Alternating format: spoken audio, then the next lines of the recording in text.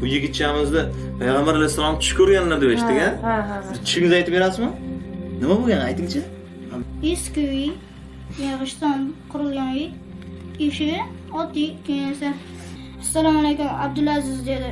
Keyin va alaykum deb salom berdim. Keyin esa aytdi, men Muhammad Mustafa sallallohu alayhi va sallam bo'laman dedi. Keyin esa jiring uyimizga kirgizaman dedi. Keyin bo'pti deb uylarga kirdik. Eshiklar taxtadan ko'tarib yoqib qo'ydikdan keyin ichiga kirib, yana ko'tarib yana yopib qo'ydik. Keyin ichkarida Ibrohim degan anamlar, birodarim ana shu bor ekan. Keyin men ana qiroat qilib bering dedi. Bilgan suralarni aytib bering dedi. Keyin bo'pti dedim men.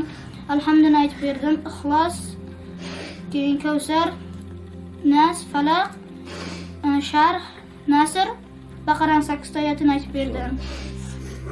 Keyin Ibrohim aytib berdi, o'tam keyin uyim aytib berdi. Uniki esa xatolar bor ekan. Uni keyin to'g'riladi. Keyin men ham Falaq surasidan Falaq bo'ladi ekan. Ana shuni men Falaq qo'yib shuni to'g'riladi. Keyin uylardan chiqqandan keyin yuring Abu Bakr roziyallohu anhu laqab beraman dedi. Keyin bo'pti deb ketayotganimizda yo'lda bitta masjid bor ekan. Masjidning oldida ko'p odam bor ekan. Bitta qora odam turibdi ekan. Keyin ana shu odam qo'l ko'targan ekan, payg'ambarimiz aytdi. Hazrati Bilol bo'ladi ana shu dedi. Keyin o'tib ketdi. Keyin Abu Bakr roziyallohu anhu laqab berdi. Abu Bakr roziyallohu anhu laqida ancha turgandan keyin Ibrohim bilan meni ikkalamizni ikki yelkasiga ko'tarib uylarida aylantirdi. Qanday ne'mat, qanday bir baxt. Insonlar Payg'ambar alayhisalomni